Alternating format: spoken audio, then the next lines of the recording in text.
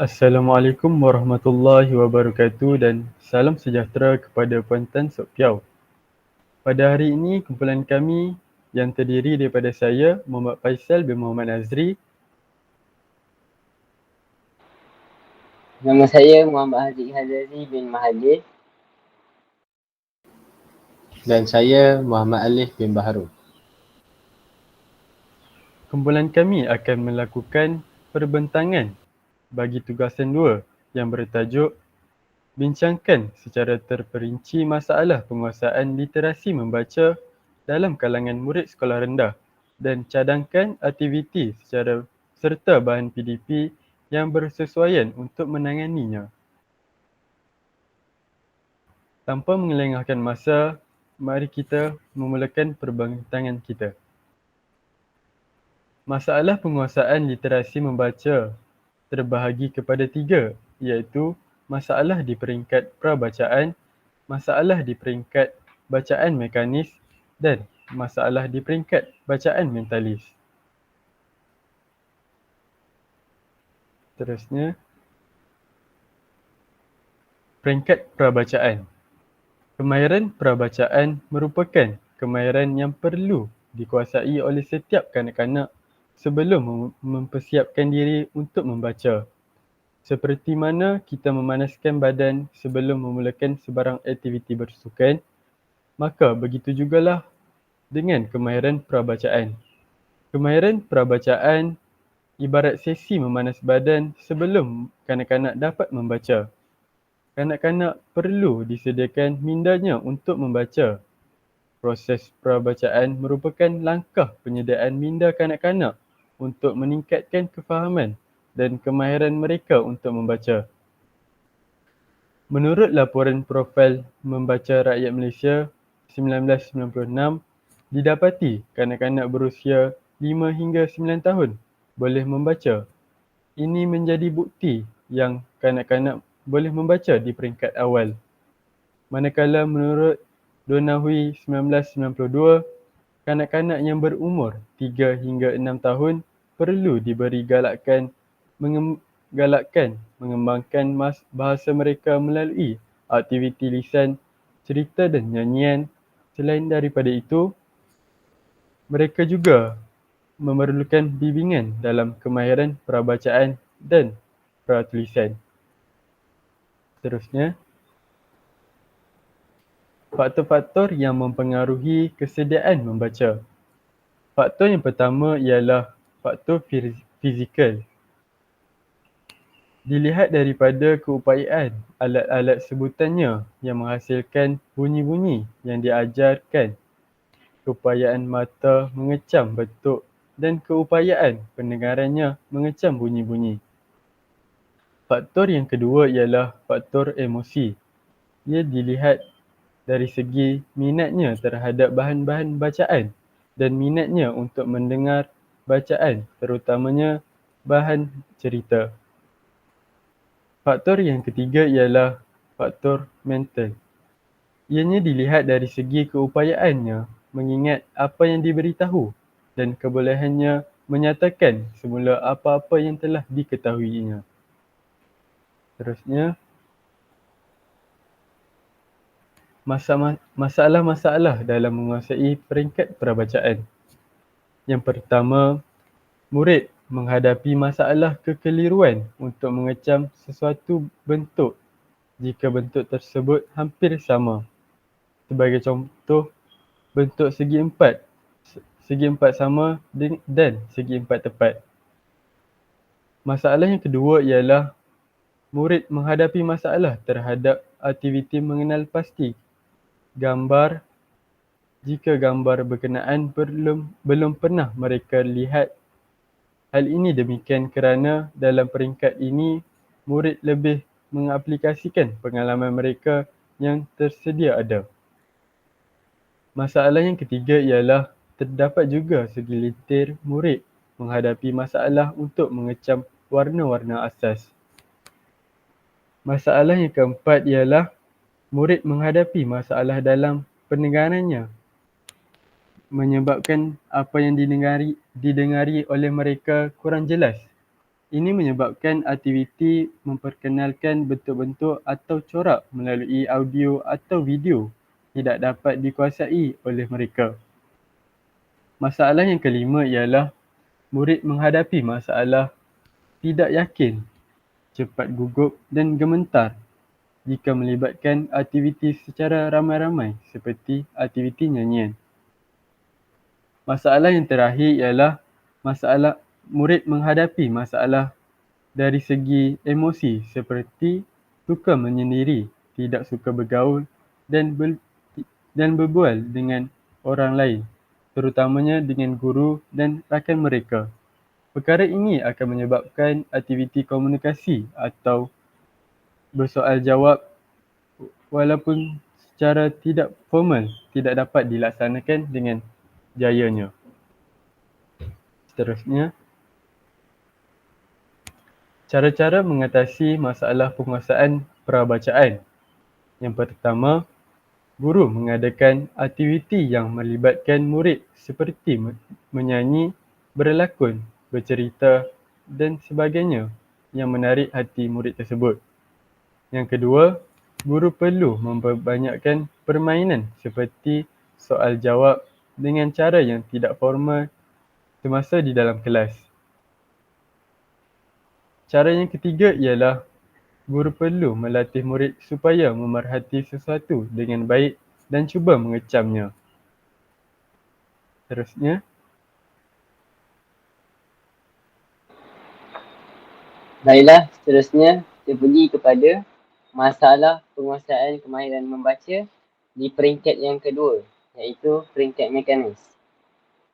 Bacaan mekanis atau bacaan bersuara nyaring dengan sebutan yang jelas, terang, dengan intonasi dan gaya membaca yang betul.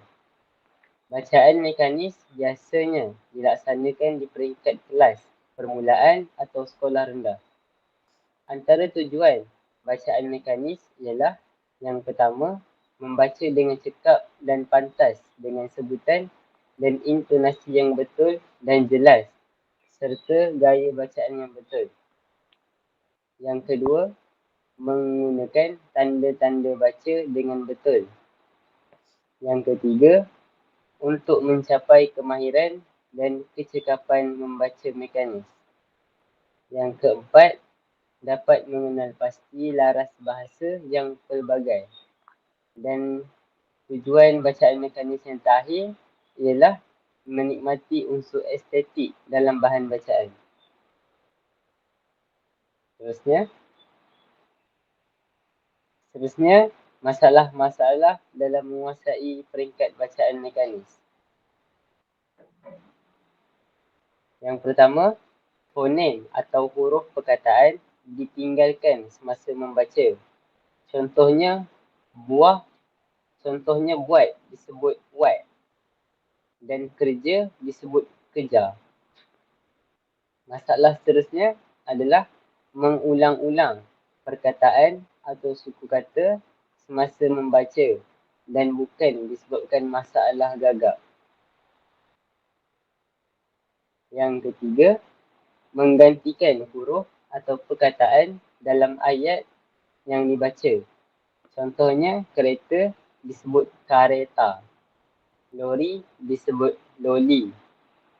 Terdapat perkataan yang sama ejaan, tetapi sebutan tidak tepat sehingga mengubah maksud perkataan atau ayat seperti perang dan perang. Dan masalah dalam menguasai peringkat bacaan mekanis yang terakhir adalah tidak mengenal huruf. Merupakan punca utama murid-murid gagal membaca dengan baik.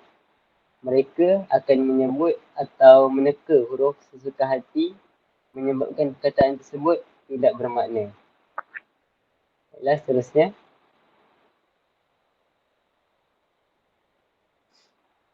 Seterusnya adalah cara mengatasi masalah pada peringkat bacaan mekanis. Yang pertama, mewujudkan ujian saringan dan diagnostik. Melalui ujian ini, para guru akan dapat mengesan pelajar yang dijangka memerlukan program pemulihan khas di mana ia meninjau kelemahan-kelemahan yang ada pada diri pelajar. Cara yang kedua adalah mengadakan program membaca klinikal. Ia bagi membantu pelajar yang mempunyai masalah membaca. Ia juga merupakan bantuan khusus daripada seorang pakar dalam bidang bacaan untuk menggalakkan kemahiran membaca dalam diri setiap pelajar.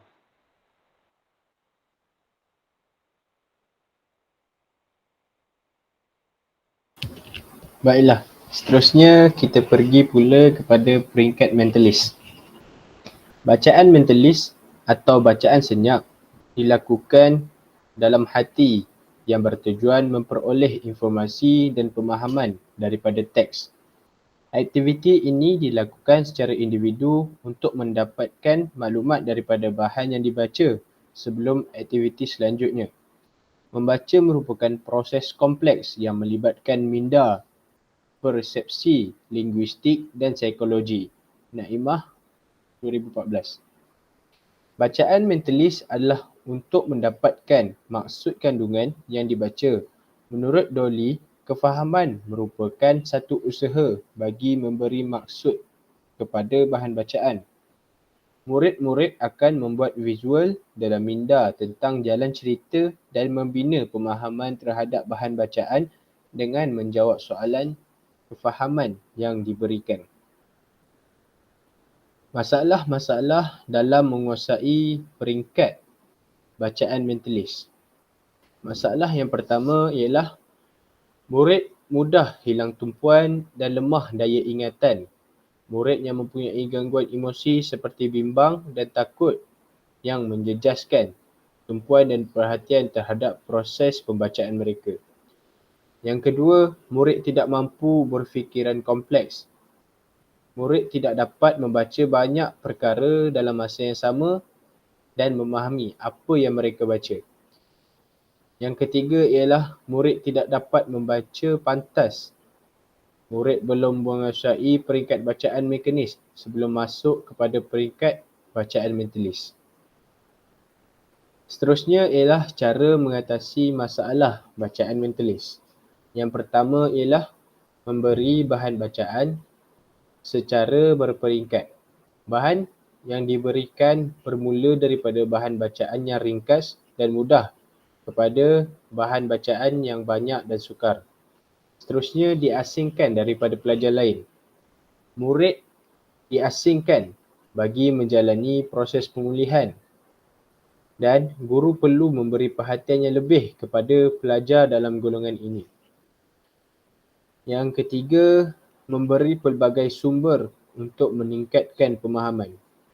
Segelintir pelajar yang tahu membaca namun tidak dapat memahaminya. Jadi, guru boleh memberi kamus bergambar atau buku yang membantu murid dalam pelajaran.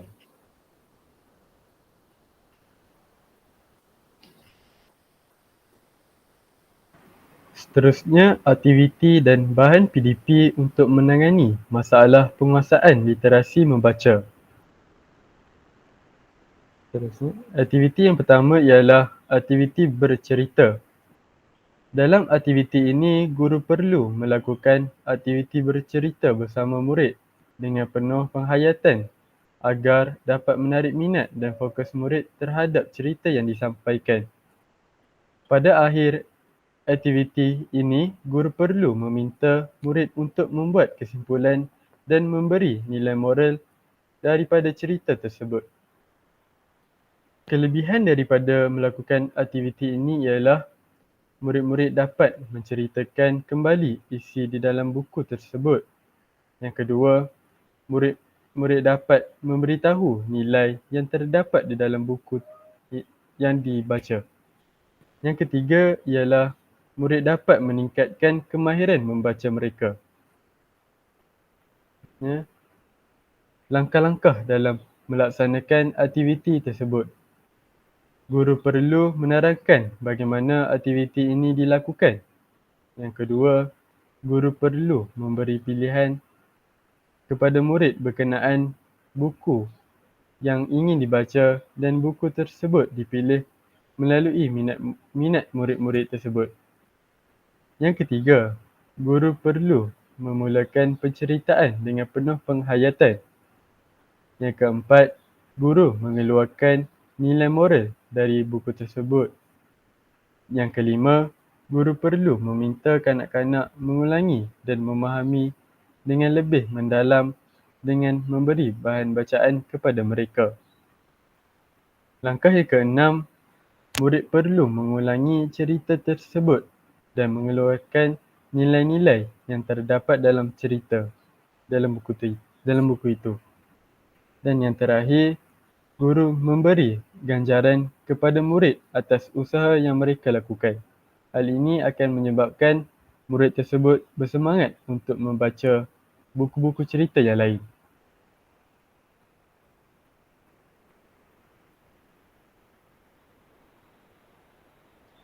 Seterusnya, aktiviti yang kedua iaitu aktiviti mencari perkataan. Dalam aktiviti ini, guru perlu menyediakan satu bahan seperti buku silang kata, tetapi ia perlu setara dengan standard murid tersebut. Guru juga perlu menyediakan bahan lain seperti gambar kerana murid perlu mencari perkataan berdasarkan gambar-gambar yang ditunjukkan. Antara kelebihan daripada aktiviti cari perkataan ini ialah murid-murid dapat meningkatkan kemahiran membaca dengan mengeja perkataan yang hendak dicari. Seterusnya, murid dapat mengoptimumkan penggunaan otak ketika membuat aktiviti ini. Dan murid dapat meningkatkan daya tumpuan semasa melakukan dan menjalankan aktiviti ini. Seterusnya adalah langkah-langkah pelaksanaan aktiviti tersebut. Yang pertama, guru perlu menyediakan bahan iaitu gambar dan salinan silang kata kepada murid. Yang kedua, guru perlu menerangkan terlebih dahulu berkenaan aktiviti yang ingin dijalankan. Yang ketiga, guru perlu mengedarkan salinan silang kata tersebut kepada murid-murid. Yang keempat, guru menunjukkan gambar yang pertama dan murid perlu mencari perkataan berdasarkan gambar tersebut di dalam silang kata yang telah diberi. Yang kelima, ia diulang sehingga gambar yang terakhir. Yang keenam, guru perlu membincangkan jawapan bersama-sama pelajar. Dan yang terakhir, guru perlu meminta murid untuk menulis perkataan yang mereka jumpa di dalam silang kata di hadapan pada papan putih di dalam kelas.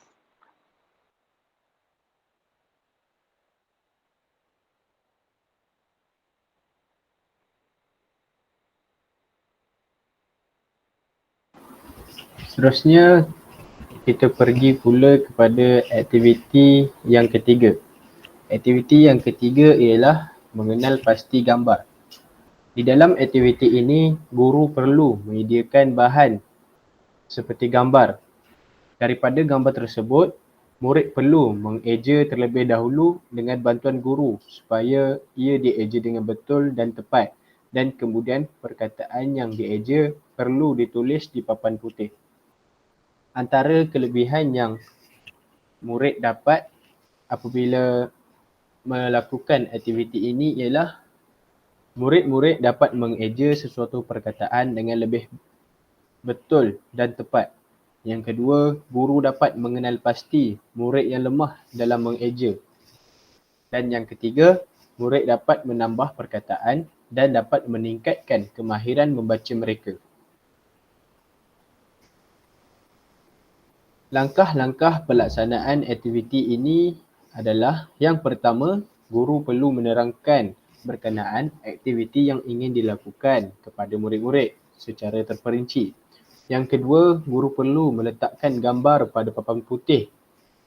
Dan yang ketiga, guru perlu memilih murid untuk menulis apakah gambar tersebut. Yang keempat, selepas satu gambar sudah ditulis, guru perlu meminta pelajar yang menulis perkataan tersebut mengeja perkataan yang ditulis dan diikuti oleh murid-murid yang lain. Yang kelima, guru perlu memperbetulkan jika terdapat kesalahan dalam pengejaan murid tersebut. Yang keenam, langkah 3 hingga 5 diulang sehingga gambar yang terakhir. Seterusnya, kita pergi kepada aktiviti yang terakhir, iaitu bernyanyi lagu kanak-kanak. Mendengar dan menyanyi lagu kanak-kanak adalah aktiviti yang menyeronokkan. Malah, rima dan iramanya juga boleh membantu murid untuk mendengar bunyi dan suku kata yang terdapat di dalam lagu tersebut. Kelebihan yang boleh didapati daripada aktiviti ini ialah cara terbaik untuk meningkatkan kesedaran fonem dalam kalangan murid. Yang kedua, guru boleh memilih lagu yang berunsur nasihat kepada murid. Dan yang ketiga, murid dapat meningkatkan kemahiran membaca dengan bantuan lagu tersebut. Langkah-langkah pelaksanaan aktiviti ini adalah: yang pertama, guru perlu menerangkan bagaimana aktiviti ini dilakukan secara terperinci kepada murid. Yang kedua, guru memberi pilihan kepada murid untuk memilih lagu yang ingin dinyanyikan dan lagu tersebut dipilih melalui minat murid-murid. Yang ketiga, guru memulakan nyanyian dengan penuh penghayatan. Dan yang keempat, guru mengeluarkan nilai moral daripada lagu tersebut. Yang kelima, guru perlu meminta murid-murid mengulangi dan memahami dengan lebih mendalam dengan memberikan lirik lagu tersebut kepada mereka. Yang keenam, murid-murid perlu mengulangi nyanyian lagu tersebut dan mengeluarkan nilai-nilai yang terdapat dalam lagu kanak-kanak tersebut. Dan langkah yang terakhir ialah guru memberikan ganjaran kepada murid atas usaha yang mereka lakukan. Baiklah, itu sahaja daripada kami. Sekian, terima kasih.